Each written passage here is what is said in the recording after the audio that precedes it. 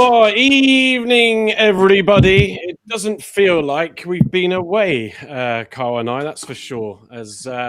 Yes, wow, what a day. What a day indeed. First off, let's just do the introductions, but welcome everybody to our post-match analysis. And yes, Peterborough United, we completed it, mate. Andy, evening to you. How are you doing after that brilliant win today? Feeling great, mate. Yeah, it's such a good feeling when you go away from home, especially somewhere like Peterborough, and win a game. The only sort of downside on that, of course, is the boy Harry falling and hurt himself bad, but I think it's all right. It's just good news. Good. And Gavin there, ever present with the shuffling the microphone around. How you doing, Gavin?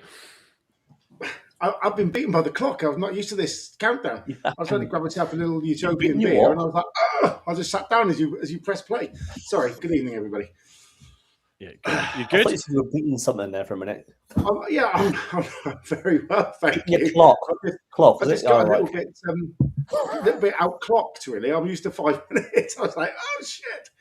Anyway, there we go. Well, there we go. While Gavin tries to calm himself down and get himself ready, Carl, who's sitting high up there on a stool or a chair or something today, showing off his Sunday independent green. Block 9 at the minute.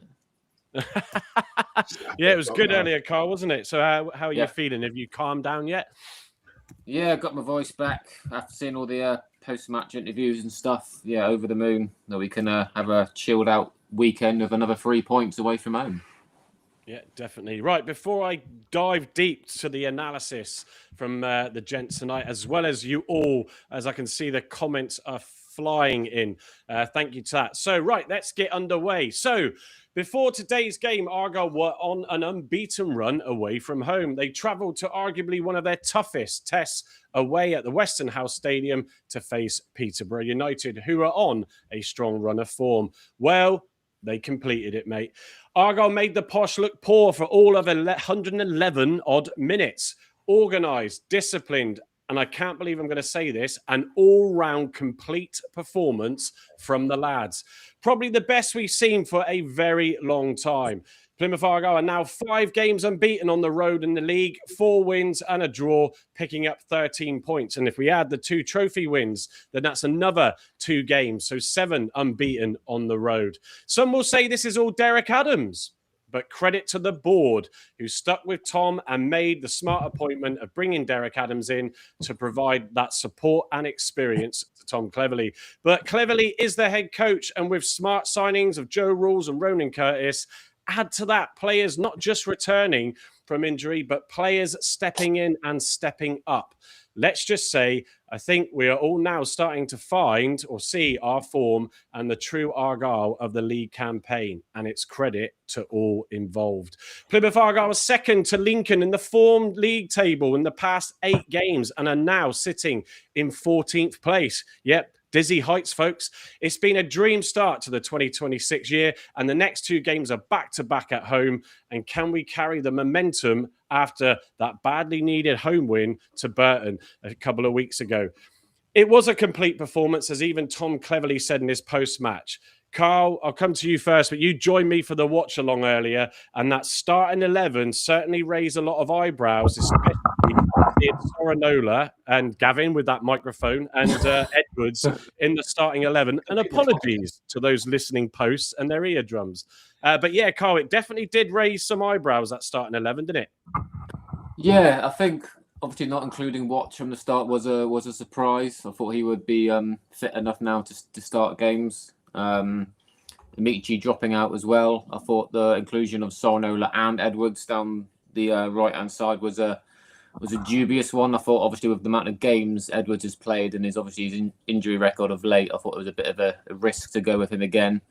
And then Sorinola in front of him, who had a poor game at Rovers. But we didn't see any of that when we kicked off. And they had an excellent game down that side. I think it was a good call in the end, maybe going a bit more defensive-minded if it meant Edwards going up, bombing up the right-hand side, and then Sorinola having the pace to cover him, which worked quite well. Sorinola didn't give much space to the attack of Peterborough when they did have some chances going forward. He defended really well, didn't give them much space. gave away a few corners. He looked up for it. So credit to Sorinola for putting in a decent shift. And there's not many negatives we can really talk about tonight, apart from really the obvious one in not scoring more than one goal, which we deserved a lot more from today, because obviously we created over 20 chances at goal, which is a shame. But the most important thing is another 3 points, and the away form continues. Yeah, it's. I mean, looking at some of the social posts in reaction to that lineup, I mean, even I thought, okay, but you started to sort of think when you saw Galloway coming back in as well, you know, in that left back position, who had a great game when he came on Tuesday for the second half, obviously getting a goal, also close to getting another goal today.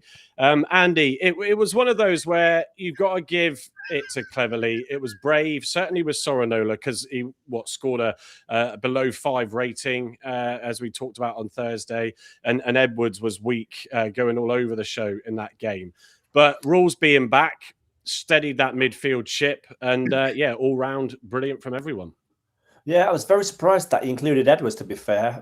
But I think did he last a full 90 in the end, or 90, 101 minutes? Yes, 111 or 12 or so, yeah. 111, 112 minutes. 113, actually, in the end. Great performance from him. And Sorinola, who came in for criticism, of course, on Tuesday night. So, yeah, bit of a gamble, but it paid off, because that experience, you know, in the midfield and with Joe at the back was just what we needed, really. Yeah, how did it sound on BBC Radio Devon today? Oh, do you know what? It sounded as if we were totally in command of the game. I know with possession-wise, we didn't do much with it, but we were stopping them from going forward. We were limiting their chances. So success, really. Yeah, it sounded really good on the radio. Yeah. No, it was good. Thanks, Andy. I mean, Gavin, you watched it as well on Argyle TV. A complete performance it was. As Carl said, yes, we should have, and even Cleverly said we should have converted some more chances and got some more goals. But, you know, it's going to come. And it just was great to go away to probably our toughest away match for, you know, recent games and get a massive 3 points. Yeah, it was, as I think everyone said, it was pretty much a complete performance, apart from we probably missed 4 good chances, I'd say, and maybe a couple of half ones. But, you know, you only need 1 goal to win a game if you keep a clean sheet, and I think that's the lesson learned. But I think the tactics from TC were spot on. The press was great. The midfield looked massive today. It looked like we had 4 in midfield, not 2 in the centre. I'll eat some words here and say Sorinola probably had his best game in months Ever, of the season. He was fair play. I have backed TC all the way. Thank you. I'm the only panelist who's backed TC all the way. Just going to state that one out there. Hang on, the connection's going. Is Gavin losing? Are we losing him in the room? And buenas noches as well to buenas noches to Argyle 83. Hope the sun's warm for you during the day. We were very good. We were solid midfield. I think everyone at the back played really well. Certainly the 2 fullbacks were excellent. It wasn't a heading contest. I thought that's why probably Ross had a better game today than Mitchell, because he's better with his feet, and Mitchell's genuinely better in the air. But I thought they were solid, and we pressed well in the midfield. And I think, you know, it summed up the aggression of winning the ball back and getting beyond them. I think they were quite lethargic. Their ball speed, which has normally been quite good under Williams, was a lot slower today. But I don't know whether that's because of the press. And they seem to be very flappy when we pressed high. Even like late doors, there was a very needless throw in that they gave away, because Caleb Watts was breathing down his neck, but he was still about 4 yards away, and he sort of flapped from the throw in and put it straight to the touch. So I think we just did a perfect job on them, really. And this away form is getting now very giddy, isn't it? Because I don't think, you know, even Shuey, Lowy, from that period on, we've never had a away form like this ever. We probably haven't had it since the Luggy days, probably. No, I mean, Joe said that this is the best away form he's had since he's been with the club, and I think is he 6 seasons in now? Is this his 7th or 6th? Anyway, he's been here for 200 years at least, being 193 that he is. But yeah, this is our best away form. I don't know what's clicked, but maybe I don't know, maybe they got a priest in to throw some holy water around the bus. But it's the voodoo was gone. And he's definitely gone. Oh, that voodoo. Sorry. Yeah, we seem to be very very competent away from home. Now it's just about turning on the style at home, and I think you'll see a few guys that were on the bench Saturday, probably back against Luton, when we're a bit more front foot. But yeah, look, it was a really positive game, and it was nice because you're watching it and you never really felt under threat. Yeah. Even at 1-up, when normally it's nervy and we kind of sit back for 10 minutes and let them onslaught. I can do 2 minutes on ref watch if you want. Now he has now surpassed, should I say, the guy from Tuesday night. It's like we're going on down with spiral here. It's dog shit personified again. Yeah, he wasn't good. That second yellow for Tom O'Connor, who, by the way, he's looking a lot younger than the last time I saw him. He had grey hair. He actually looks a bit like Paul Byrne the last time I saw Tom O'Connor. But there are two yellows in the space of 4 minutes, and the ref has absolutely bottled that. And I love the way that the camera panned round to TC as he sits back in his chair and goes, "Fucking hell." And then realises he can't say it anymore and sat on his hands. But it was appalling. And that lost the game for the ref then, because, Talai should have been booked for a sliding tackle in the first half where he was about 20 minutes late. And that was not given because he didn't give the other one, and it just compiled from there. So the Posh fans are pissed off with him, and I can see why. We shouldn't be happy either, even though we've won the game. And they've got to do something about the level of officiating in this league, because it is absolutely toilet. It is awful. And it doesn't seem it's going to get any better. Or we just have Abigail every week, because she seems to be the only one who can make a decision. But there we go. So I'll shut up. Yeah. Thanks for that. No, thanks for that, Gavin. I'm going to read some of the comments out now, so please bear with. Obviously, for those that are new to the show, I can see there's a lot already dialing in on YouTube. Thank you for that. If you're not subscribed already on YouTube, please give us a subscribe. Appreciate that. And press the bell so you know when we go live. But most of you know, because it's every Thursday at 8:30 and every Saturday, i.e. now 8:30, and we do our watch along if there is an away game as well. So let me go through the comments. Argo83 was in early saying, "Hurry up, I'm freezing in this rooftop hot tub." And I hope everyone else is in there with him with what he posted earlier. I hope he's wearing some clothes as well, because if so, I don't want to be even thinking about that. Oh, no. Stephen Cooper says, "Evening, guys. I'm cock a hoop. Come on, you Greens." I then did break. Well, I didn't break. Well, I broke the news in here. Huddersfield have sacked Lee Grant after just appointing and signing Mumba. Apologies.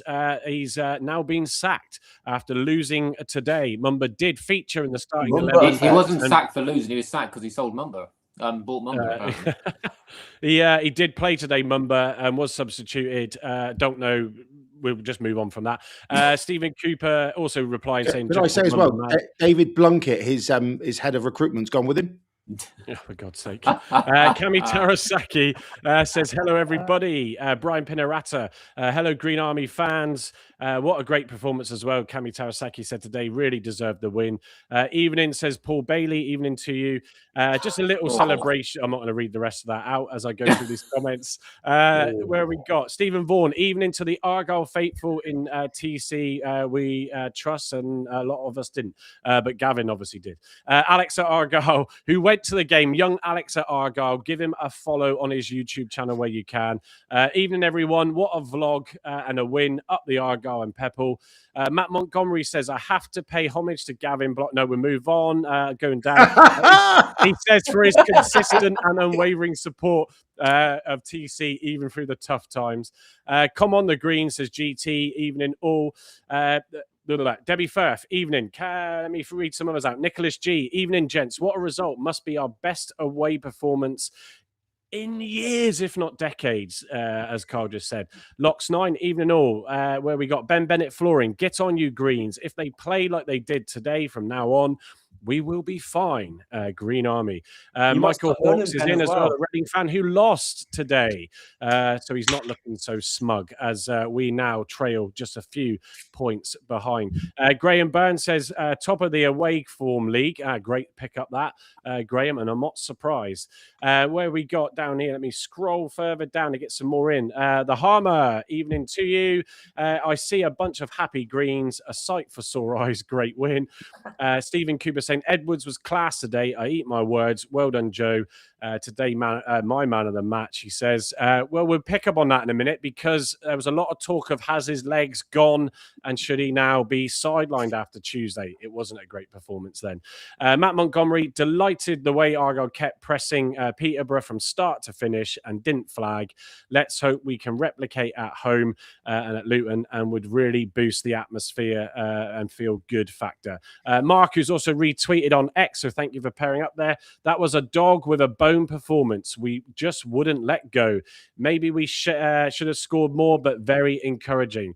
Man of the match, a close one, but Edwards gets it. Okay, 2 of you now doing that. 3.4 on the XG, says Argo83, who was keeping us updated with that during the watch along. That's madness. That one is. Steve Wheeler, great all-round performance. We could have netted several more, especially Peppel and Tolly. Yeah, Tolly did miss his biggest chance of the game, blasting it over the goal. What else have we got in here as I come down? CLB 6406, evening to you. Don't recognize seeing that one in before. Some people have already made their mind up about TC, so won't give him any credit. Yes, because it's all Derek Adams. Matt Montgomery also says, beginning to heat up the custard, ready to pour on my slice of humble pie. My confidence in TC is growing, ready to Gavin in the Happy Clappers Club. And what else have we got as a Port Vale fan who ain't happy with Talai, who just picked, I hate Talai. I'll scroll down just to get a few more from the recent ones that have dropped in. We never get 1.4 XG, let alone 3, says Alex at Argyle. Steve Watser, who's also subscribed, you can now join us. I'll segue to that. So we've got Michael Hawks, a Reading fan, and Steve Watser have on our YouTube account. You can join. There's 2 memberships on there. There's a Block 9er for $2.99 and then a Block 9 Diamond.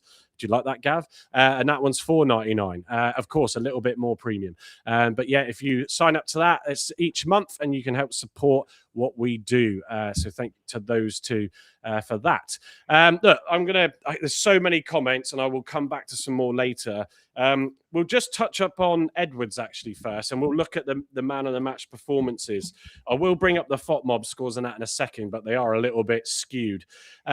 He did play really well. He had, obviously, Gavin, I put your lineup on the watch along, and you had Sorinola in front of him. Effectively, he was sat in front of Galloway, which worked well. And then Curtis went over to the right hand side in front of Edwards, and it was Curtis and even Boateng actually came back and supported Edwards in that first half a lot.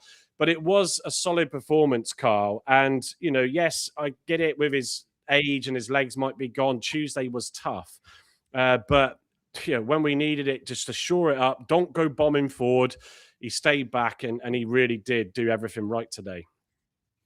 Yeah, and considering it was a really pressing game from us and we didn't give them much space, he did well to last as long as he did. And he had the cover from Sorinola. I think maybe for away games that's the best setup. Maybe at home, when we got playing with Amici maybe in front of him, he doesn't have that license to bomb forward, and that's why he does get caught out quite a lot. But fair play, his legs didn't look like they went today. He put a proper shift in. It was like the Joe Edwards of 2 years ago. I mean, obviously he can keep on with those performance levels week in, week out. I don't think at the moment. But no, it was certainly nice to see Joey back to his best. And yeah, Carl, who would you have said, you watched it with me, who would you have said was your man of the match in that game? It's hard to pick because nobody had a bad game. But for me, I think Joe Rules, again, just dominated the midfield. Everything that he went for came off. His balls, his every pass he makes it look so easy. Some of the turns he did in midfield to set off attacks was brilliant. His experience has been second to none. And if we can keep him injury-free for the remainder of the season, then he's going to be the biggest transfer we've probably made in recent history. He's been absolutely brilliant, and it's glad that we managed to extend his deal to the end of the season and hopefully even further than that, because he's a top player for League One level. Yeah, definitely. I'm going to come back to Gavin purely, Andy, because I know you listen, but Gavin also watched the game. Yeah, for me, Gavin, actually, my man of the match was Peppel, and because he had a solid game again. Again, it's hard to choose because of how good the all-round performances was. I could quite easily give it to Sorinola as well, easily give it to Rules in that mix as well as anybody else. But you seem to nod, obviously, when Carl mentioned Rules. I'm guessing he was possibly your man of the match. So just give us your view. I think it was that you could have given it to the whole midfield. Just going back to the Joe piece, yeah, because they don't play in behind and they didn't transition quickly because they had most of the ball. It's an easier game for him. If you look at Tuesday night when they had young, quick wingers and they soaked it up and then went, that's when, as a fullback, not that I've ever been one. I was a centre half who played rugby and kicked people hard, but as a fullback, you're up and down, aren't you? You're bombing up and down, to use a phrase of a certain. And to be fair, lots of their long balls didn't even come off; they went out the touch. No, exactly. Really because they play quite a Premier League style of back and forth, try and pick through the middle. Joe would have spent a lot of time sort of jogging back 5 yards, going up, a bit like rugby league, not bombing up and down because the ball's going over the top. He's having to chase back and all that type of stuff. So it was a much easier game on the back four because they didn't have that sort of going behind a lot and having to turn, which is horrible, isn't it? I mean, even whatever sport you play, if you have to turn and run back and chase them, and it's not nice.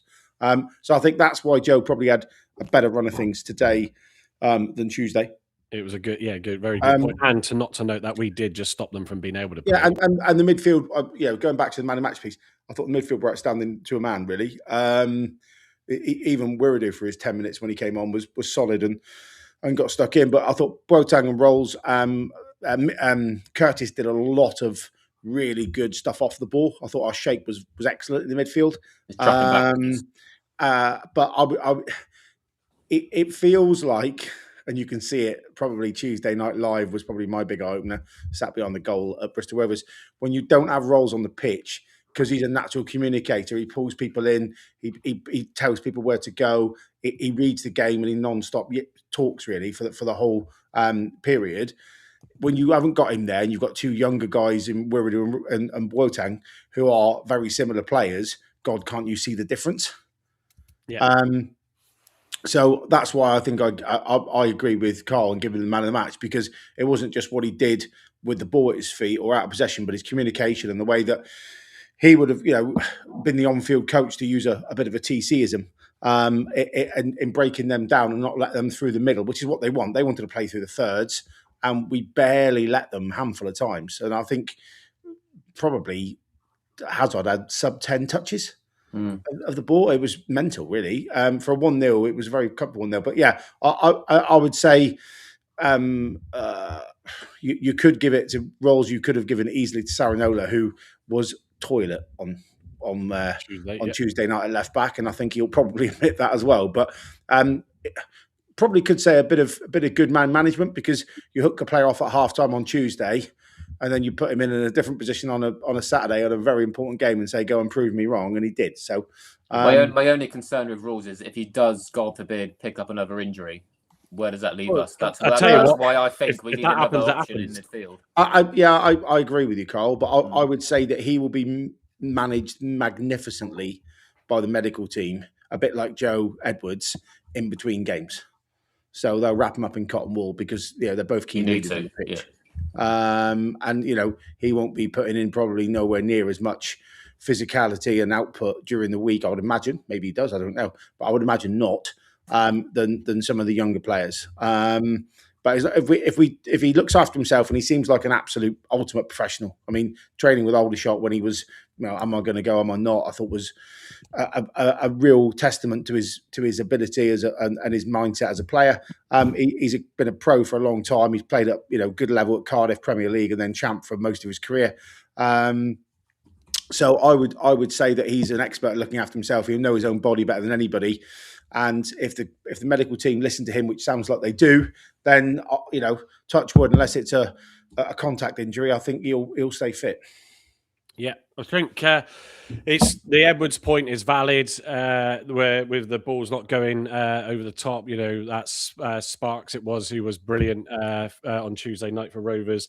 Andy, I think Argyle just pressed from the off, just didn't give them a moment on the ball. And we were saying just before we went live in the lobby that it was reminiscent actually of Argyle at home having a pass along the back four because we couldn't get anywhere forward. You could see it was recollection. It was Lees and O'Connor before O'Connor obviously went off after the Pepple goal that would just having just to pass it to each other between them and Bass because they just couldn't get anywhere. And that was testament to the front line and the midfield. And then when they did try and get through, there was nothing doing for them.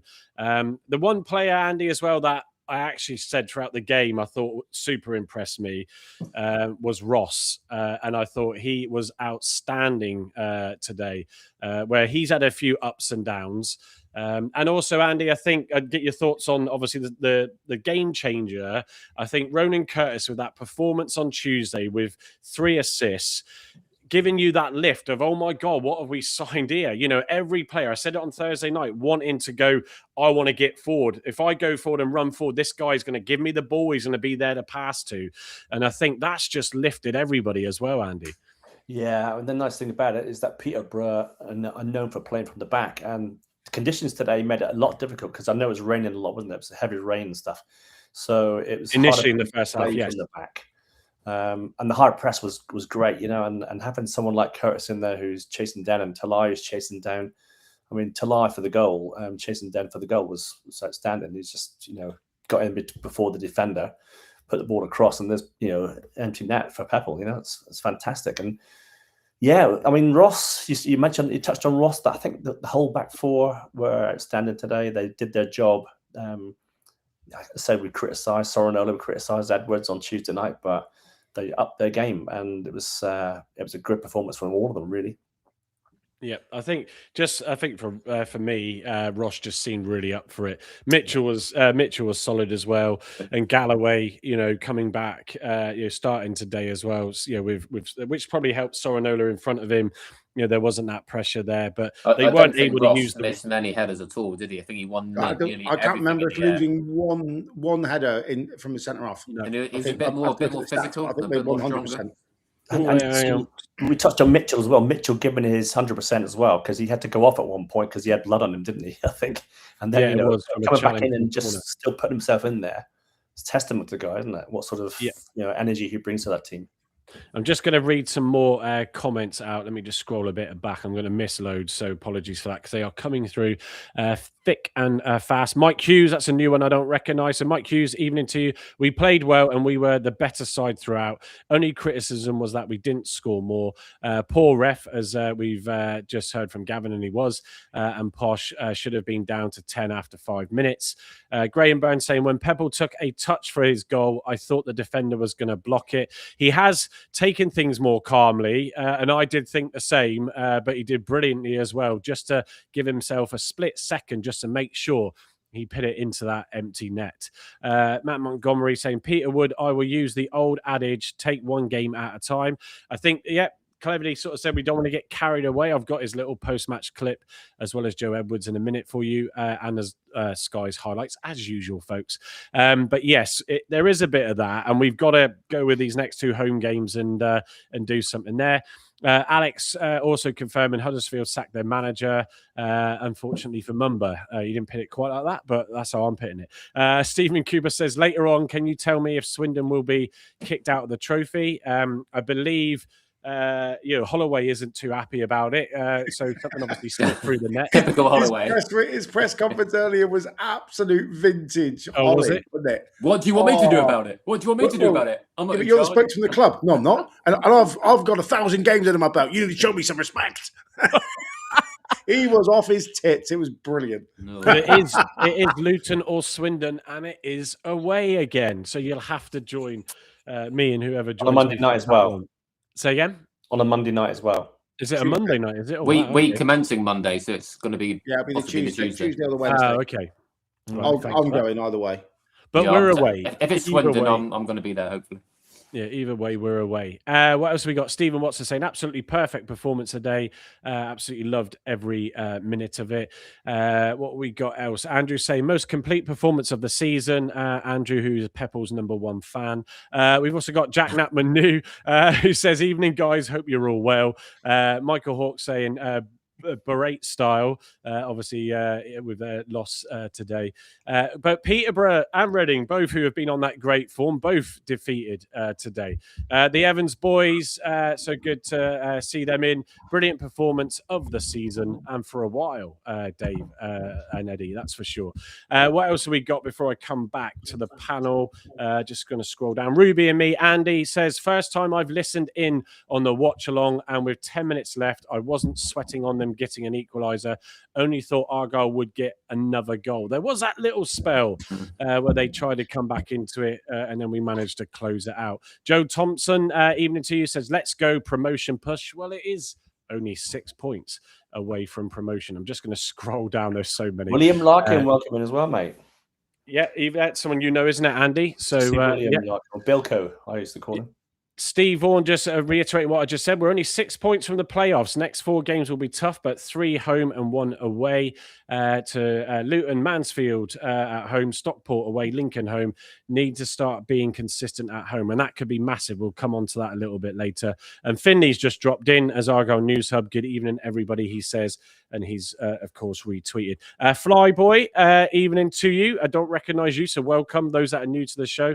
Thought Posh were poor, considering they were a form team in the league. Argyle were solid. So, yeah, wow, let's catch some breath. So I think the other side to me, commentating on the game earlier, and I was out of breath then, that first half was a lot of back to front. Argyle really with more of the chances. I'll just show you up the stats, actually. Stevie Vaughan used to bring this one up in our chat. When Argyle have a low percentage of possession, they tend to do well. Well, it was 68 to the Posh, 32 to the Greens. And yes, as we said earlier, folks, that XG, 0.2 to the Posh. Argyle have been there, so I won't joke too much about that. But 3.3 to the Greens. Total shots, 8 to the Posh, 22 to Argyle. On target, though, 2 to Peterborough, and they were soft ones, really. 3 to the Greens, obviously with 1 being the goal.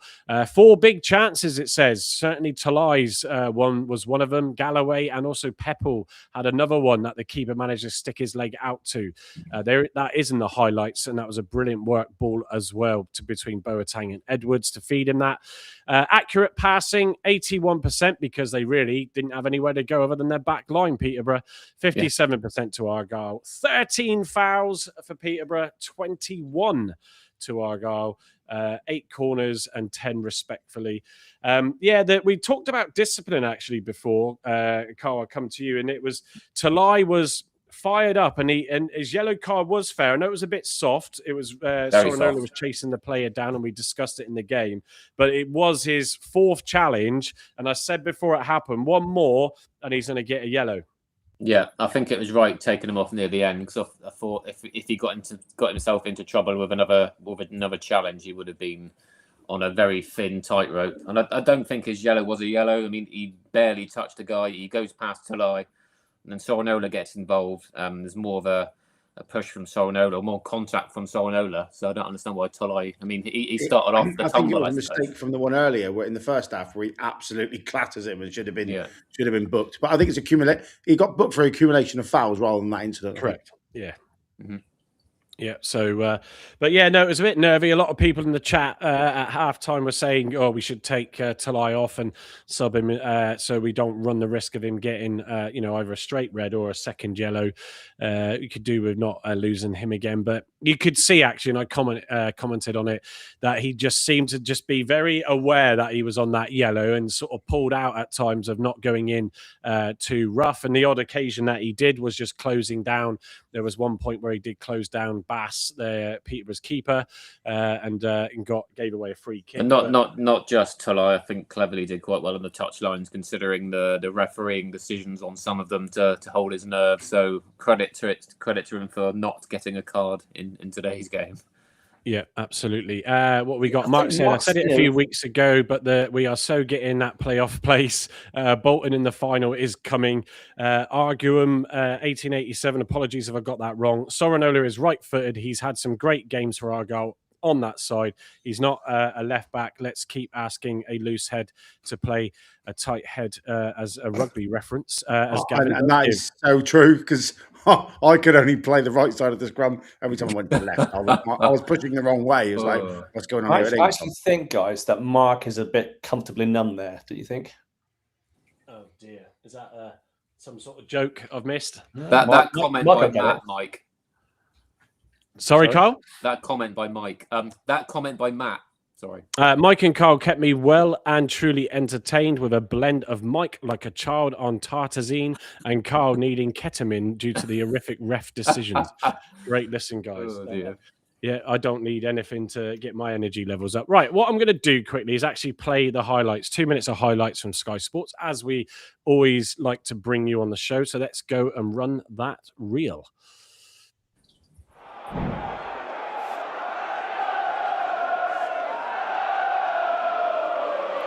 This is their first chance. Nice little soft one to a Hazard.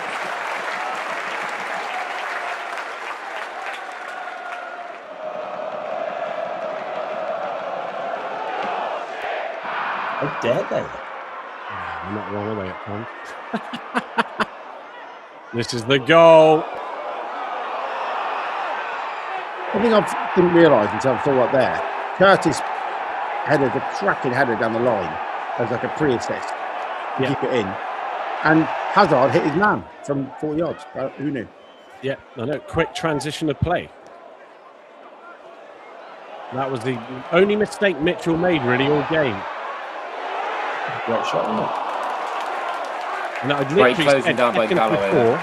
I said seconds before that we're handling the pressure at the back well, and then he rushed to pass. This is the Pepperell's second chance. This is brilliant. Yeah, he run up the keeper on it. And either side it's in. Yeah, keeper did well to get his legs stretched out, in fairness. It was a good effort. What should have put that away? Yep.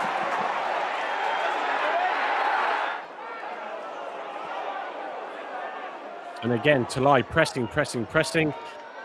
Rush pass, pull back flick, Boateng pressure, forces it off Gubber. He's so controlled there, and he's absolutely thrashed at it. Caleb Watts in a position there with right. She's great that. That's the sending off. That's the red. That was filthy. Absolutely filthy.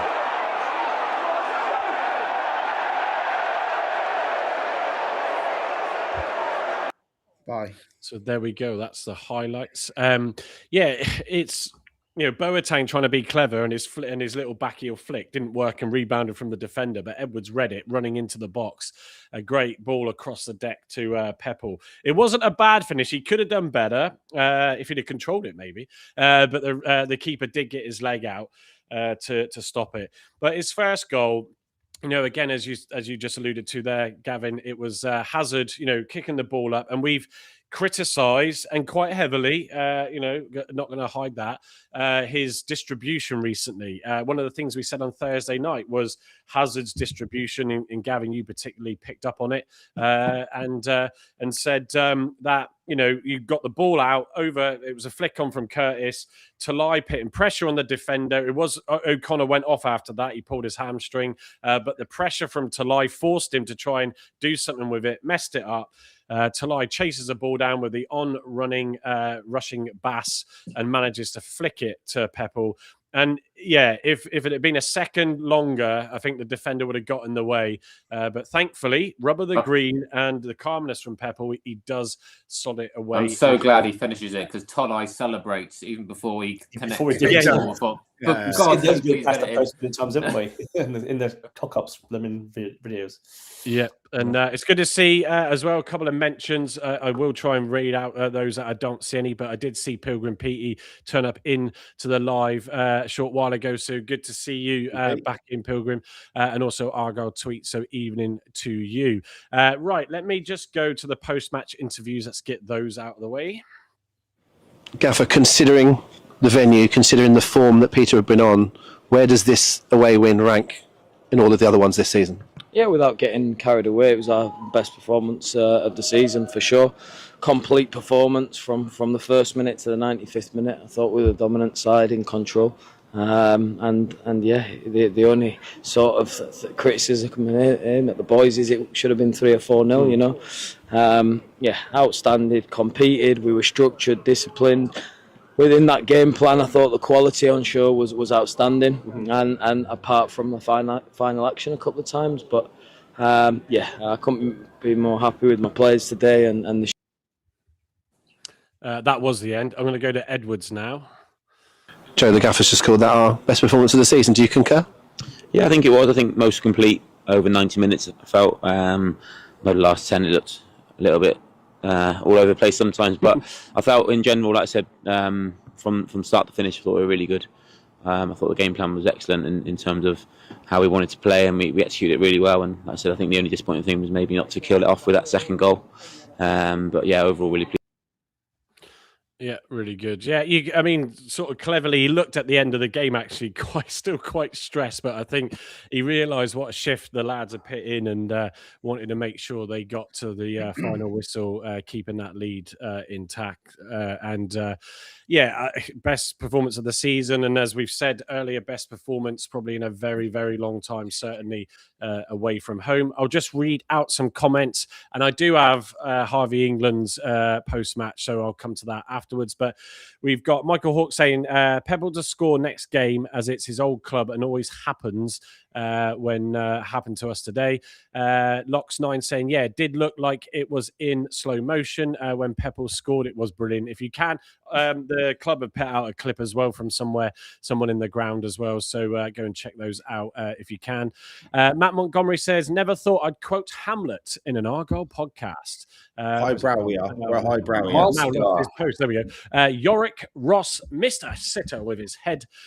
Stephen Cooper saying, I know it's only one game, but I don't think we miss Mumba with the way Clevs plays. Well, Ronan Curtis has just come in and just ignited a totally different style of game for us. And we've already thanked Mumba for his service. We now move on. It looks like the future is bright with Ronan Curtis. What else have we got? Brian Pinarata says, does Argyle keep the 4-4-2 formation for the remainder of the season? Andy, I'll chuck that one at you quickly. Yeah, definitely. Yeah, it seems to be working for us, doesn't it? We're playing a lot better football, getting the ball up the pitch, and we're not panicking anymore, Mr. Mannering. And it's good to see Argyle coming back to life, Mark, isn't it? Absolutely, absolutely. Can I just say that? I actually think. Sorry, can I just jump in there on that formation? I think we'll play 4-4-2 away. I actually think we'll play 4-2-3-1 at home because we're going to need to have Amici and Curtis and Caleb Watts in the side for creativity because we can't. Although it was okay today, you kind of expect to have more of the ball at home than you would do with 39%. Well, we need to be more fluid at home, don't we?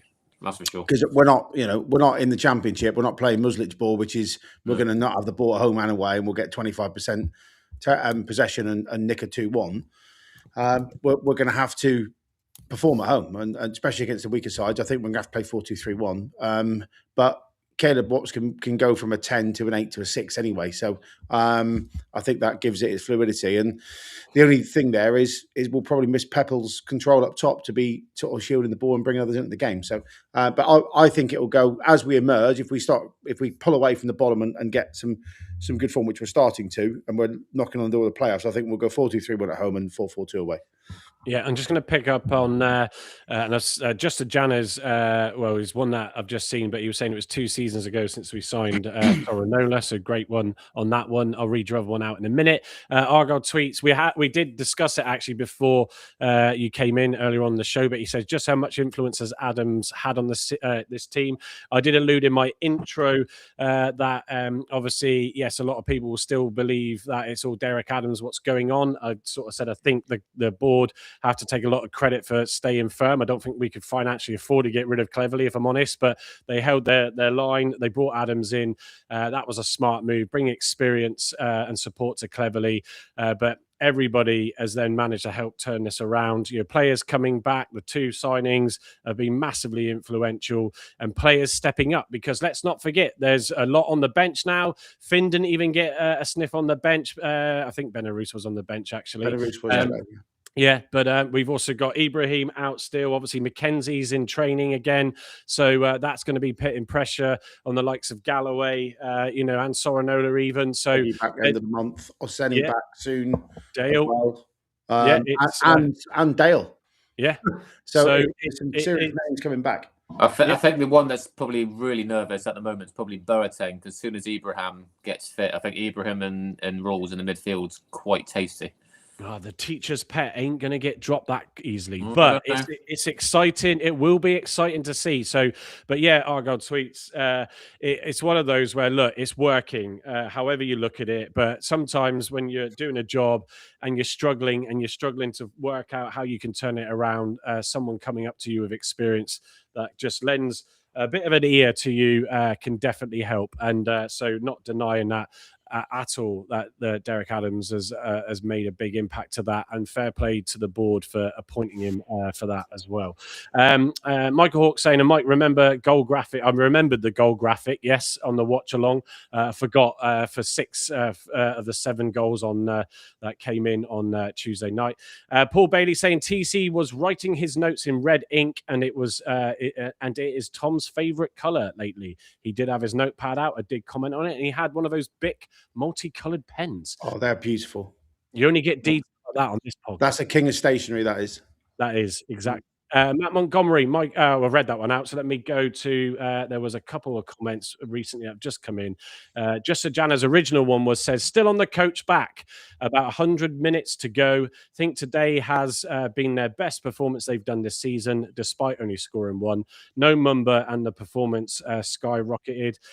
Curtis was a big influence in that as well, and Rawls coming back into midfield, as we said earlier. And what else we got? Locks 9, only 2 points from the top half. Happen in the next 2 games. Donna Hone, evening to you, Donna. Such an enjoyable game to watch today. Not a single weak link. The press was incredible, and Posh just couldn't handle us. We made them look poor. Hopefully, we can carry this into the home form. Mark saying Edwards is class, and we are so blessed to have him on and off the pitch. Keep those legs strong, Joey. I'd actually start to lie, says Matt Montgomery, with Peppel to come off the bench. He has been great to bring on busting and gusto. Stick it to Luton, and a physical presence when tiring can be huge in games. Flyboy, finishing needs to improve. We should have been out of sight with the chances that we had. But yes, and then what have we got? Simon Fisher, evening chaps. He says, I thought that was the most complete performance of the season and was so impressive. Can we have a quick clarification from Locks 9, what she means by Derek Adams to make an appearance soon? Okay. So one of the things on that as well, we said it on Thursday, actually. He's been very quiet in the background, hasn't he? Not been trying to get any attention or make any attention. He's in the middle of a transfer window. He's hardly got any time on his hands, has he? But even before that, which to be fair, he would have also still been organising stuff for the transfer window. But yeah, that's my point, highlighting earlier that it's one person can help bring that experience, but everybody else has got to do their bit as well. Right, let me go to Harvey's post-match thoughts, which I'm sure will be positive again. Right then, so that's full time. Peterborough United 0, Plymouth Argyle 1. Wow, a thoroughly deserved 3 points. We was on it from minute 1. Ben Pebble today, what a player. Takes a lot of stick from Argyle fans, and Argyle fans have an opinion on him, but today he was top tier. Got us the goal, ran his socks off. What helped Argyle was the red card. I do want to wish that Peterborough player that got stretchered off, I want to wish him a speedy recovery. Did look like it was a nasty knock, but on to Argyle. The away end today was back to how it used to be, back to how it should be. Absolutely electric, buzzing. But we move on now to Luton. Luton at home. The unbeaten run in 2026 continues. Long may it continue. I'll see you in the next. There we go. There we go. So someone noting, Simon, sorry, Derek was there, got off the bus. Well, I would expect him to. Most DOFs do go to the away games as well. Just a Jana, and also the Posh player is moving normal and has 100% feeling just very sore from the Peterborough post-match interview. It was one of those. Nothing Rules could do. They were both going for the ball. He jumped up, and as Rules was heading to head it down, he caught his legs and cartwheeled him over. It did look pretty ouch. Not one that you like to watch back, which added to the significant number of minutes. So I'm going to pick up the FOTMob ratings, which, to be fair, are absolutely shocking, some of them tonight. So I'll go from the back, obviously, as usual, to the front. So Hazard, 7.8, who didn't really have anything to do. And I think if Hammond was in goal with the back four like they played today, he would have equally just had a steady game. Edwards with a 7.9. Ross with a 6.9. Shocking. That is certainly way too low. Same as Mitchell, 6.8. Galloway, 7.4. Then in the midfield, Sorinola, 7.2, who did play on the left. Not the right today in front of Galloway. Rules 7.7, Boateng 7.2, Curtis 6.8. Not involved as much as he was on Tuesday, but still nowhere near that score of what it should be. Peppel with 77, who I said was my man of the match, really. And then Talai with 8.1, who got, according to FOTMob, the star player of the game with the assist for obviously Peppel's goals. I mean, Andy, it's like summer. I mean, these have been not too bad of late because Sorinola's 4 point something was absolutely bang on Tuesday. But Mitchell and Ross with 6.8 and 9 respectfully. Yeah, and I don't get why Hazard's got a 7.8 as well. He hardly did anything, did he? Mitchell and Ross deserve a lot more than that, really. At least to be in the 7.4, 7.5. Curtis, I think she'd be up in the 7s as well, 7.4.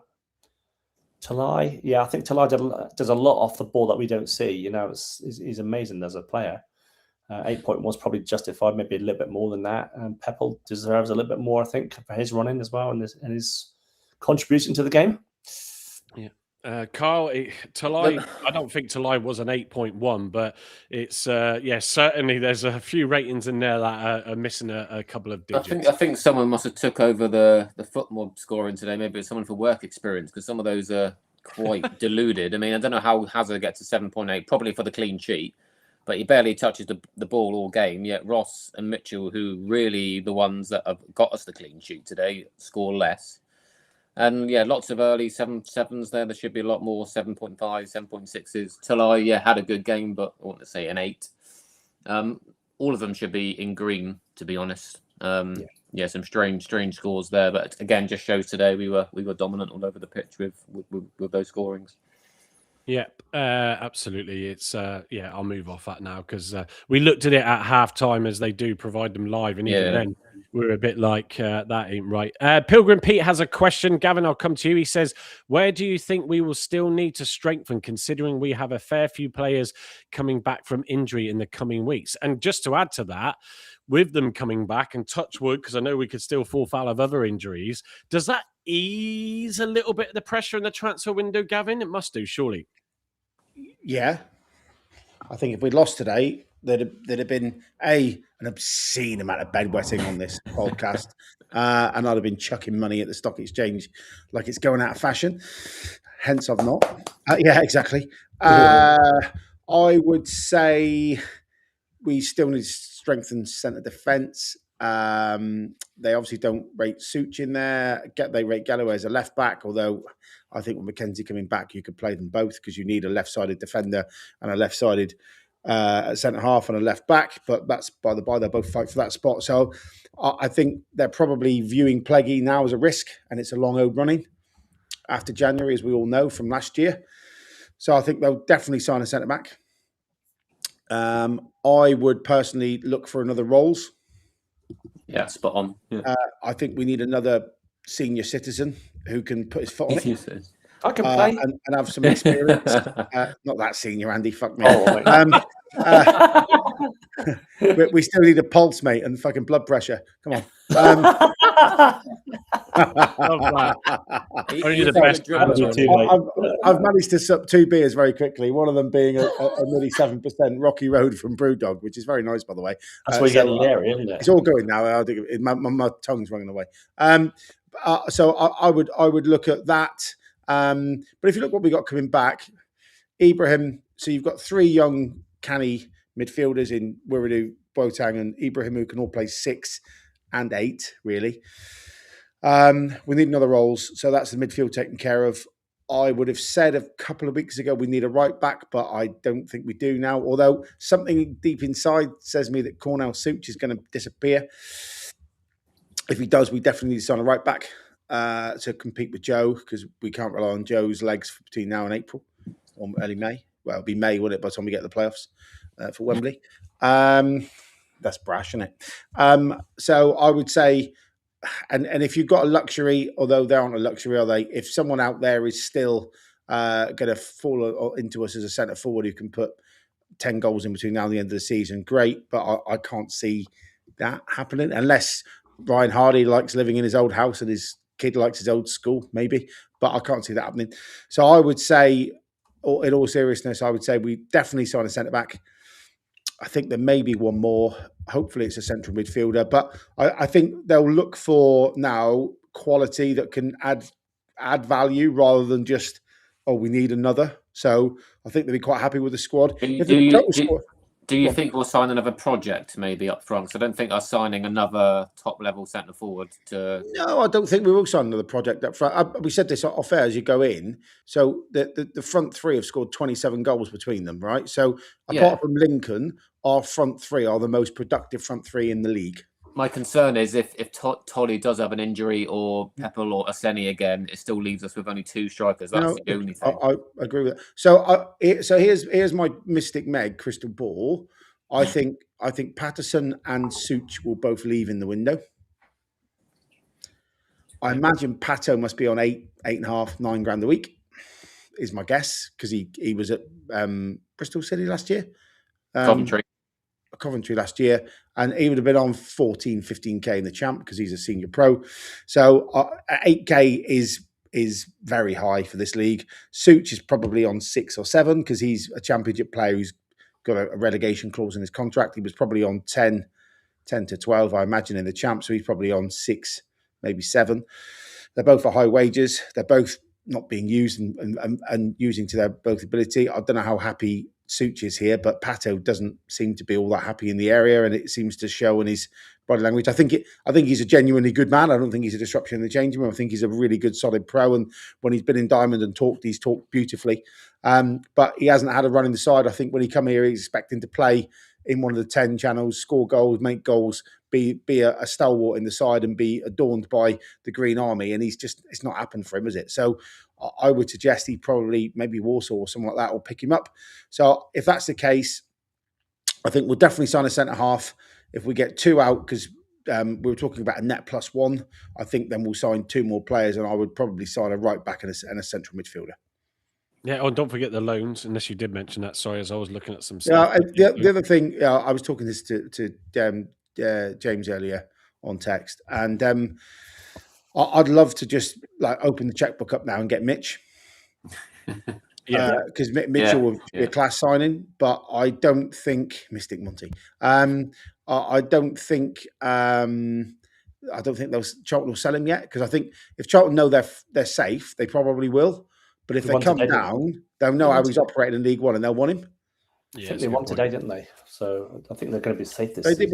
But they want to get Sheffield United, who played with 9 men for about 2/3 of the game. Yeah, but still won, though. So still won. Mystic Monty did you not listen to M&C? No, I didn't listen to M&C Watch Long earlier. No, I didn't. What were you guys saying earlier? I was in Belgium watching this, so I didn't get a chance. What were you saying earlier? Who are you talking to now? Sorry. What? Oh, so Matt Montgomery said, "Hey Gavin, it's Mystic Monty. Did you not listen to M&C?" Oh, no, he did also suggest that from recollection, he did also suggest that Curtis was going to score outside the box in 72 minutes.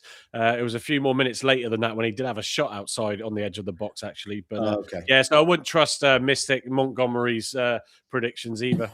Source. What's that? I heard Mitchell wants to go back to Tom Charlton Sauce. end of the season. Sauce. For his place.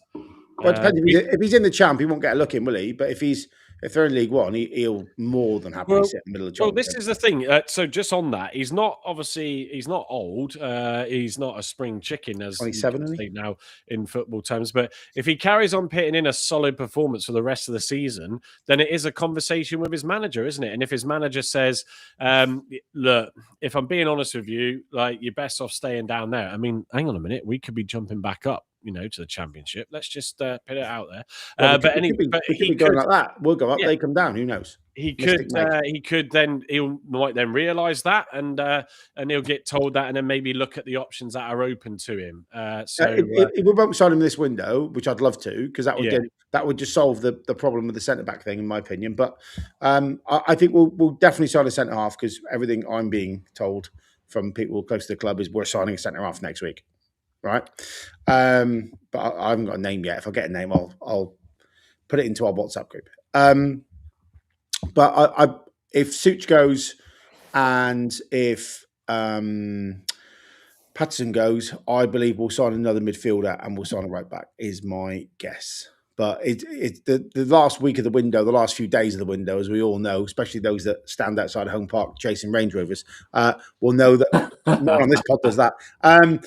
Will know that the last week of a window is a very, very long week, and lots of things happen, lots of moving parts. So who knows? But we do have some cash knocking around. So there is an opportunity. But I would imagine Paul Burns probably saying, "Want a bit of that back in the coffers to negate some of the losses that we know we forecast this year." So, which is what normal business would do before all the bedwetters start getting excited. But yeah, I think we'll sign definitely one. I would hope it's 2 or 3. But if it is 2 or 3, it means that we're losing Cornell Such and we're probably losing Pato. I don't think Connor Hazard, by the way, I saw a comment. I don't think Connor Hazard's going anywhere from what I've heard. All gone all quiet now, isn't it, on that? Yeah. Well, he'll have to walk around like a miserable bastard for the rest of the season. Anyway. Smile, Connor. We love you. Just smile, please. I know you've been brought up in Northern Ireland. Fucking smile. Please. Well, speaking of that, Dad the Janner says Sukes didn't look happy in the bench. On the bench, was not engaged with anyone, just sat by himself. He was laughing when your man got sent off. That's all I saw. We'll go down the tunnel, and you see him sat there laughing at the guy as he goes down the tunnel. So the guy punched the side, didn't he? Or something? He punched the wall or something. The guy that got sent off. No idea. He did when he went down the tunnel. Yeah. It's But Cornell was a complete professional, in my opinion. He trains well, from what I understand. Every time he comes on the pitch, he does his absolute best, and he's a good human being. So, but like anyone, you want more minutes, don't you, if you're not playing? And unfortunately, he's been carved into a position now where the club captain plays. So you've got to be very, very good to nudge the club captain off his perch, haven't you? Yeah. Lox9 says the board think we're skint, so does the financial accounts. Yeah, look at the balance sheet, Lox9, then you'll see how skint. Well, we're not skint compared to others. I mean, those noisy lot up the road are properly skint. They're going around at half time with the buckets. Another 3-0 win for them today, and as they stay with us as we climb the league. What was their attendance? Was it above 7,500? No, don't think so. The dog called Spot, apparently. The what, sorry? About 4,000 a dog called Spot. The dog called Spot pays £4.50, so that's good. Just as Jana said, I wouldn't be too upset if Suits leaves. His long throws, 9 out of 10, always go to the opposition and hasn't shined much when he's played. I'm going to go. I sort of touched upon it briefly earlier, but we didn't allude to it too much. But I brought it up on Tuesday night with the way that Curtis was pitting in the corners and set pieces. The crossing of the ball from him again was superb, as it was today. But Sorinola, and I commented on it in the first half. I went, ladies and gentlemen, it's Sorinola about to take this free kick when we had the first one in the game. And his corners and his free kicks were brilliant today, as we've sung his praises on the show tonight. But whatever's changed there, whether or not someone's working on the set pieces, in the training, because we've obviously had Galloway 2 goals in 2 games. He obviously didn't get his third, but he did have a header that I think just went wide of the post in the game today. Obviously, Mitchell getting on one, Ross getting on one that was straight to the keeper. So, I mean, Carl, I'm not aware that we've signed anybody as a set piece coach. Put my teeth back in. But the fact that we know Soronola's corners and set pieces have been very poor all season, not beating the first man. And, and it takes away, when you get those chances, an opportunity to try and make something of it. But, he did really well with it today. But we seem to be just getting a bit more in and around the box. Well, because we've got someone decent taking bloody set pieces now. I mean, Rawls' deliveries are excellent. And we saw some of them again today. And We've got some height in this team, and we haven't been using it. That's why we've been so poor from corners. Because whoever's taken them before, i.e. Soronola, did Mumba take corners? He didn't, did he? No. Soronola. It's like anything. If you've got 3 or 4 people in your position, or 3 or 4 people that do the thing you do, doing it quite well, like we did on Tuesday night with Curtis getting 3 assists. Soronola's going to have to improve, or he's going to be withdrawn from the duty. The fact he was given it again today, and he had a much better game of doing it, it's no surprise, really, is it? Let's be honest. Yeah, and obviously Curtis as well. Alex, you've probably got 3 or 4 there actually. So Amici, when he's on, is a good dead ball specialist. So there's more than one now, and the coaching staff between them. I think Tom's assistant, doesn't he, does the set piece stuff with, but. Look, our corners are much more threatening now than they've ever been. They're like literally hanging under the crossbar, and we've got Mitch and Galloway and Ross, who are all very good in the air. And actually today they were Mitchell at the back post. They found him 3 times, and just the defender got up above him, didn't they? The guy got sent off. So yeah.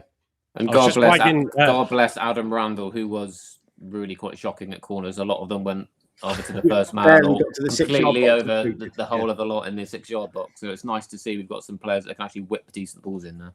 I was just waggling my finger, not at Gavin, but Alex Argyle. He was obviously at the game, but he said, "Did Soronola take a corner today?" ? Crying out laughter. He said it was Rawls and Curtis. Well, I'll have you know, young man.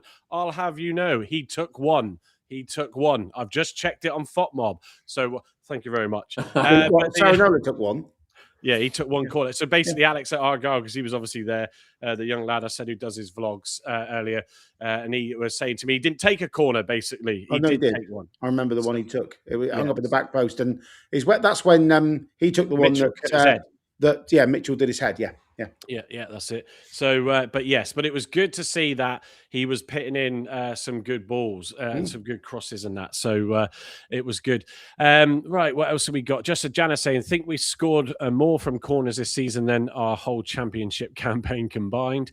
So Graham says, subscribe if anyone hasn't. Well, I'll segue to that now.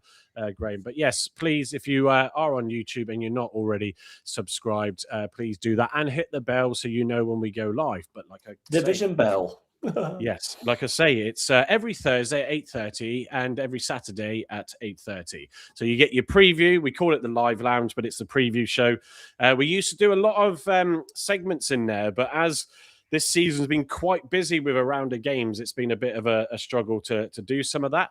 But yeah, every Thursday at 8:30 and then Saturdays as we are now for the post-match. And then, as I said, you'll see me and whoever joins me. It was Carl and Harvey on the watch-along Tuesday and today. It was with Carl. So yes, I shall be doing those for as many away day games as I can, and it is great fun as a number of you in the chat do join in for that. So yeah, I think it will be Gavin's turn at some point. He does watch the games as well on Argyle TV as I do. David Tom says Hardy was mentioned. If he is not getting into Wrexham team, he could come to us on loan.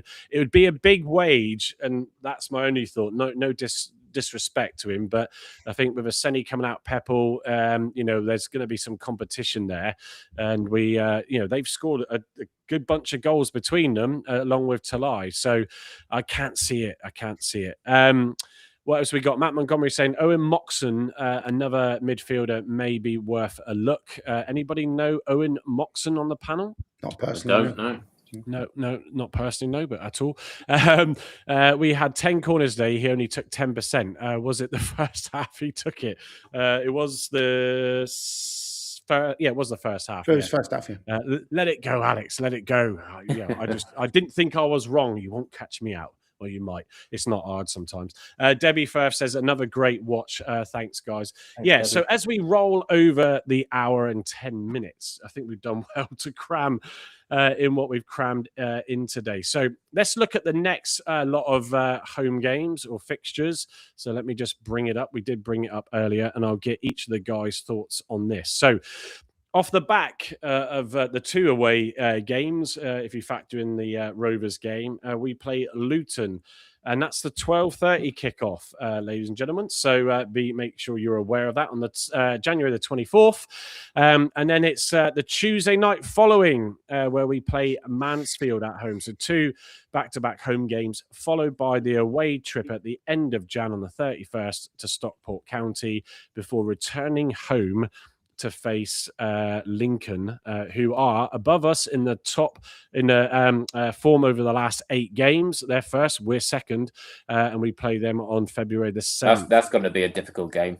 home to Lincoln, and that will give us a benchmark of where we actually are now. Win that, and we can believe. Yeah. So, as they've just given their points, Andy, I'll come to you. So the next 4 games,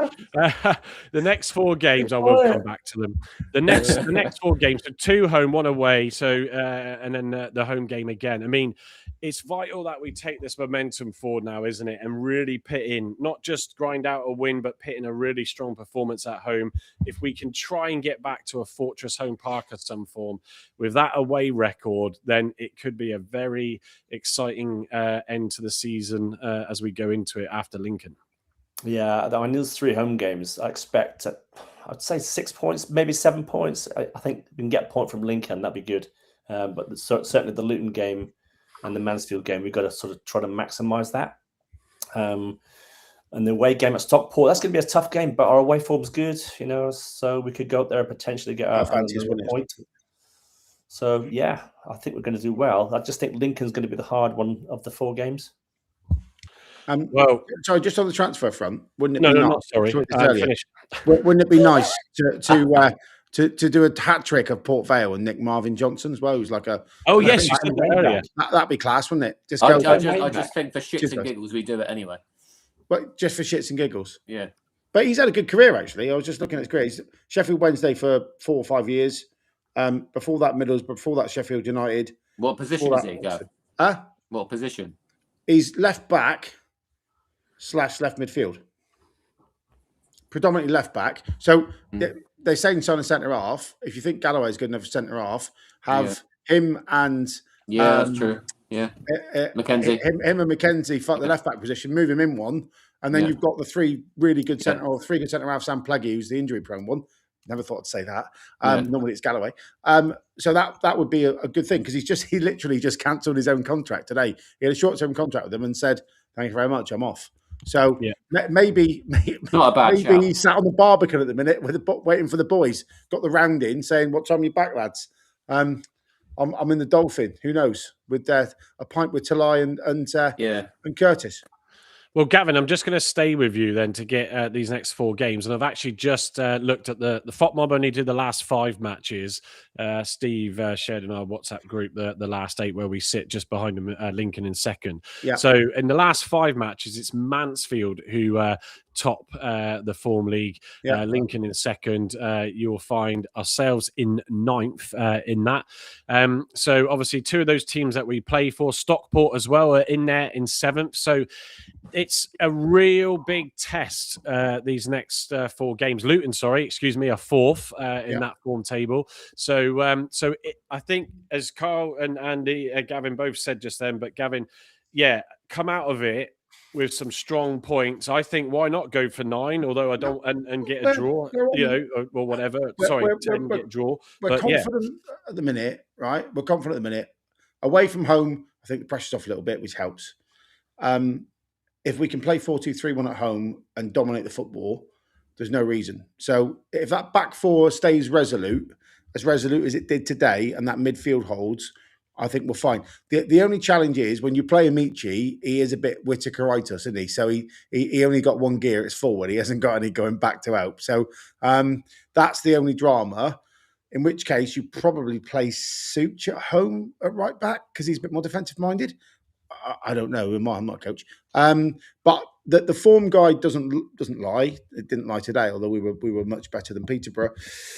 Lincoln's probably our toughest game coming up. Yeah. But I just think we've got the hoodoo on Luton.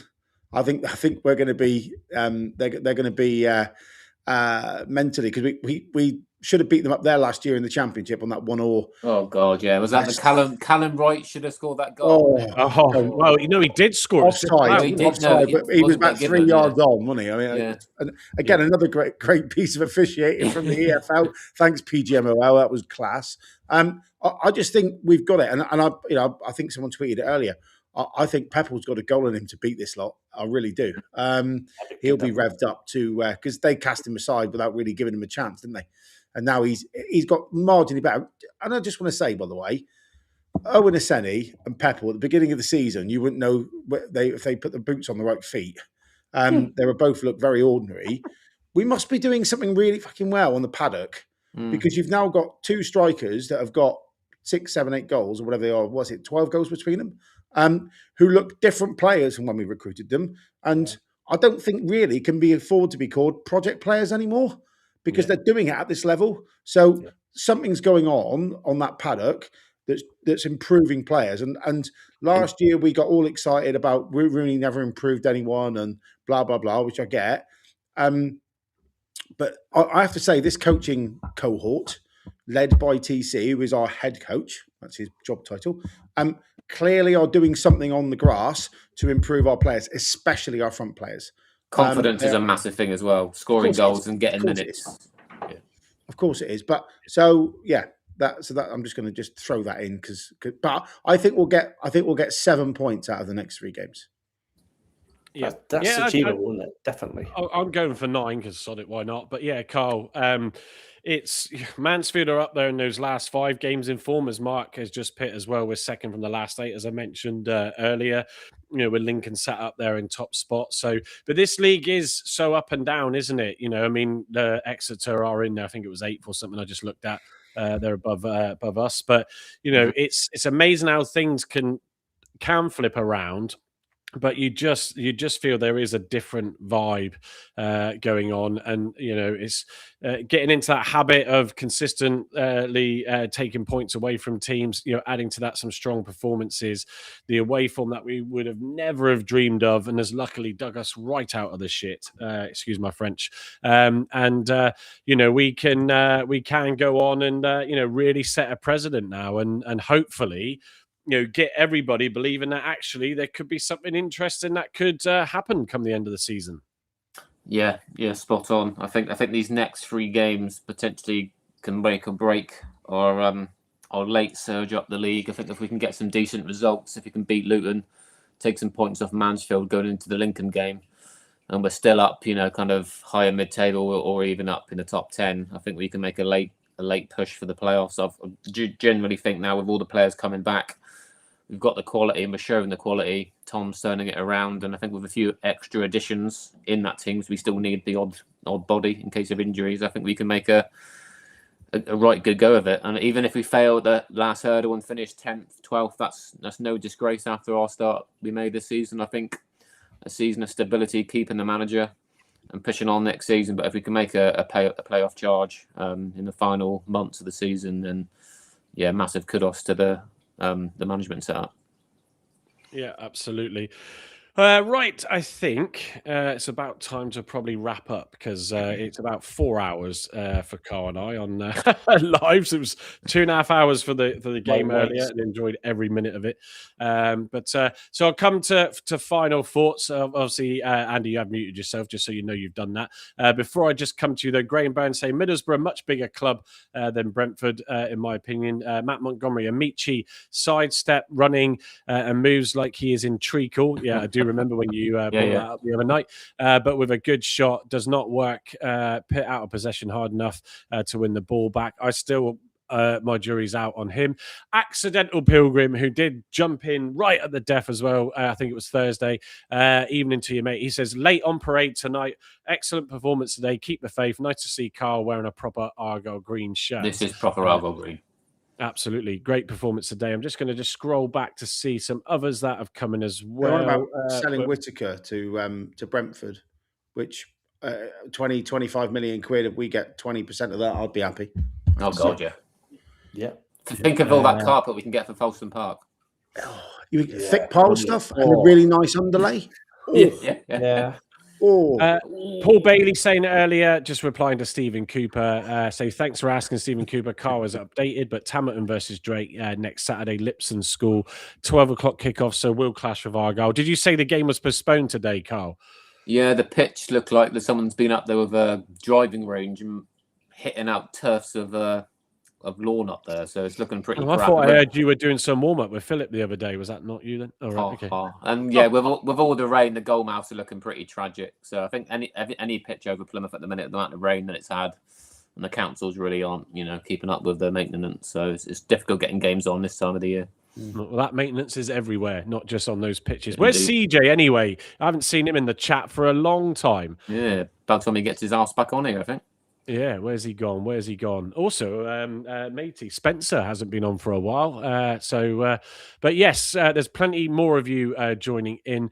I'm going to come to final thoughts. But before I do, and I'll start with Andy. But before I do, I just want to say thank you to those that do catch up with this show, that can't catch it live, and do follow up. And if that's on your Apple Podcasts or Spotify or any other podcast platform, I do see some people do log into the block9.co.uk, where I do have the streams available on there as well. So we do really appreciate that. Hopefully your ears are not too damaged tonight. Gavin doesn't send his apologies. But no, we do appreciate those that do catch up with that afterwards. And if I could only ask for those of you that don't already, please share and let your friends know. We've started to build a really good community on Facebook as well. There's been some really good comments going through there with a couple of our posts recently, and everybody getting stuck in with their views. So it's really good. VW Coco, just saying, we said earlier, I did see you pop in a while ago, so evening to you. Huddersfield manager sacked 5 minutes ago. And on that point, when you consider they've had a couple of losses and 2 draws is what their last, and a win, which is what their last 5 games are, and yet he gets the boot, and they're in 6 at the moment. It just goes to show how just some owners don't have the patience. And poor Mumba, it was 6.1. I went in and checked. That was someone did ask earlier. At one point, it was 5.9. So yeah, it was 6.1. He ended on, did get subbed off. So yes, final thoughts from you, Andy, as we head into a week before we get back on the pitch. Yeah, very, very happy with the result today. Peterborough's a tough place to go to. They didn't lose many at home. It's the first time we've won up there since 2019, I believe. So well played to the lads for getting their points and bringing them back to Devon tonight. And onwards and upwards for the Greens now. Let's hope we go on, push on and get another few points over the next few weeks. Oh, sorry, I got to read this one out. Bim, bim, bim. Let me hear you say purple. Carl. I love that. Final thoughts from you, Carl. That was a segue to you. I mean, come on. Yeah, are you going to give us your final thoughts or just laugh it off? Oh, sorry. I thought you went to Gav. Yeah, just echo what Andy says. I think now consistency is going to be key. Few home games coming up over the next few weeks. The next 2 are huge, in my opinion. I think we need to start seeing some better performances at home and some more controlled performances as well. And hopefully we'll be in a completely different place in a couple of months' time. But we're certainly heading in the right direction. I don't see us falling back down into the hole where we were a few weeks ago. I think the tide has turned. I think the players are playing for Tom cleverly, and I believe that with the players that are coming back, especially with Ibrahim coming back, we'll have Dale soon, Mackenzie, once they're all fitting in the team, I think will be hopefully a force to be reckoned with. Yeah, and as Matty just said there, thank you, Carl. Gavin, he said, can't forget where we were only a few weeks ago. I did happen to just dive into a couple of old ones, like the Northampton one, which obviously I didn't make at the time, but and then seeing the comments and just scouring them quickly, and it was just like, oh God, it was so painful there. But yeah, go and give us your final thoughts before signing off tonight, Gav. Well, in many ways it's positive, but not financially for my stocks and shares price. So if we could just have a few more bedwetters for a bit, that'd be nice. Argyle 83. I know you're away. I know they dry quickly out there, don't they? Mattresses, you just stick them outside for 20 minutes in the balcony. But all joking aside, look, I think we're on a being the only panelist that was TC in throughout and maintain that.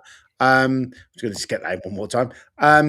We're on the right path. I think we've been playing with half a deck for 3-4 months. It's still not all back. When this is one of the better squads in the league. It is a poor league, to caveat that before I'll get people jumping on me going, yeah. But it isn't a great league, is it? Let's be honest. I think the table will have a big change around in the coming months. And I think the cream will start to rise to the top, which hopefully we are of that thicker substance than the thinner. That'd be nice. Big 5 days, so 4 days, Saturday, Sunday, Monday, Tuesday from next week. 2 big fixtures with Portsmouth and Mansfield, Luton and Mansfield, who are both in very good form. You get 6 points out of that, then you really have to say that we are absolutely at the races. But again, the acid tests now, or the litmus tests come thick and fast, don't they? So let's see what the coaching team do to put a plan together to beat Luton and then to beat Mansfield on Tuesday night. I remember being out in Lanzarote, I think, last time we played Mansfield, and we were awful. And I, in the piano bar, got told off for saying the FUCK word rather loudly when my pod's in. I forgot where I was. So we could do with giving them a payback. And Luton away, I think we've just got the whole voodoo on them. So Luton at home, I think we'll win, and I think Bim Pepper will get us over the line. So I'm happy, and I'm looking forward to the next 2 games to see where we really are. Yeah, no, excellent. Thank you for that. Just read out a couple. As Matt Montgomery, I think, is reminding me rather than asking me, but do you sell Block 9 fleeces or beanies? Don't do beanies. It's hard to try and find one that's priced right that I can actually get the logo on, and I have looked, trust me. But yes, obviously, of course, Matt, you should know. I'm not wearing it tonight. Debbie Firths, I've got to get hers done this weekend because I want to make sure, I know you said no rush, but get you that and your mug, and then you can enjoy that. So yes, we do. If you go to the block9.co.uk, you can see our Etsy store. It's in the link at the top. You can click on that and you'll see a few of the mugs on there. There's t-shirts, the hoodies. The hoodies are decent quality. They're 25 quid a hoodie. And you have me using my magical touch to put the logos on the hoodies for you. Paul Bailey's got a good few for the Tamerton team. And there's a number of you also that have picked some up. Like the Christmas jumpers, that are still my favourite piece at the moment that we did before Christmas. I was thinking, Mike, of all this rain recently, especially at the Tamerton games, about having some Block 9 umbrellas. Well, surely a dry robe. Oh, no. Dry robe. No. You're not a dry robe beep, are you? If Argo 83 is still in here, I still need to consider those pillowcases or bed sheets for a bit of shits and giggles, as we say sometimes. But so I'm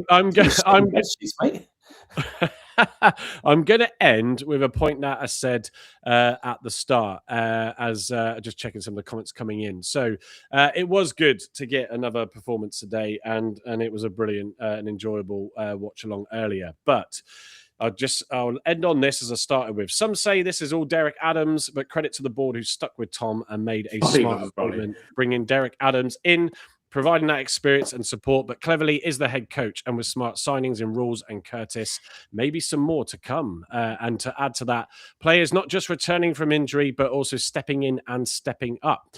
Let's just say that I think we are now starting to find our form and the true Argyle of the league campaign, and it's credit to all involved. So, because everybody has to play their part. I think, guys, let's just tolly with the brolly, accidental pilgrim there. I like that. Let's just say, look, it's good to start getting results again. Want to see, though, that consistency at home and see if we can pick up some wins in these next 2 games.